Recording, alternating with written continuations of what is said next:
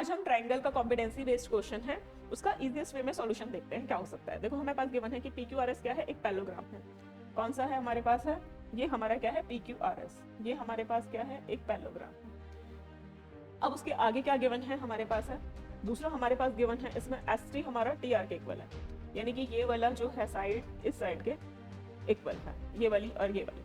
अब हमसे क्या पूछा है, the ratio of the area of QST।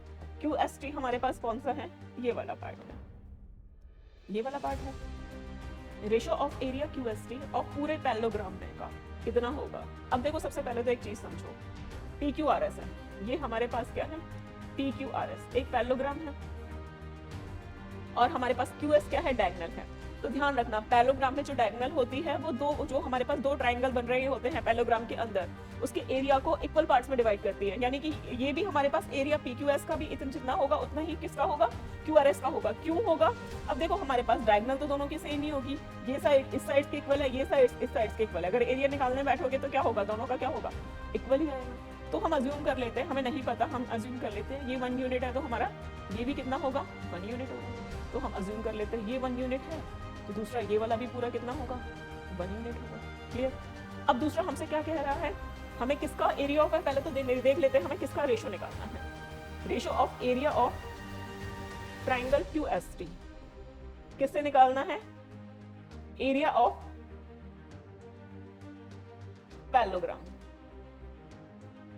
अब देखो पैलोग्राम का एरिया हमारा पूरा कितना हो गया 2 यूनिट, यहां तक हमारे पास आ गई इंफॉर्मेशन। अब हमें किसका निकालना है, QST का निकालना है। QST का इस पार्ट का निकालना है, तो एक चीज देखो, ये पूरा 1 यूनिट है, यहाँ से QSR का एरिया ये पूरा 1 यूनिट है, यानी कि ये भी पूरा हाफ यूनिट होगा, तो ये भी कितना होगा हाफ यूनिट होगा।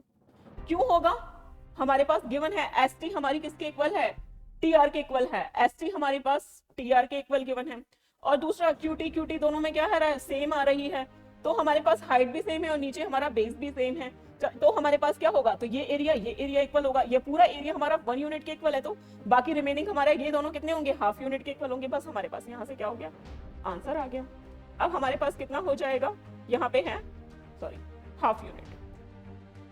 अब क्या करेंगे, 1 यूनिट 2 2 जा 4, तो ये क्या हो गया हमारा जो क्वेश्चन पूछा है एरिया ऑफ ट्राइंगल QST का, हमारे पास किससे पूछा है, का रेशो एरिया ऑफ पैलोग्राम से कितना होगा 1:4। तो हमारा क्या हो जाएगा, ऑप्शन सी करेक्ट हो जाएगा। इस टाइप के क्वेश्चंस की किसी को भी PDF की रिक्वायरमेंट है तो हमारा व्हाट्सएप ग्रुप ज्वाइन कर सकते हैं, जो ऑलरेडी डिस्क्रिप्शन में मेंशन है।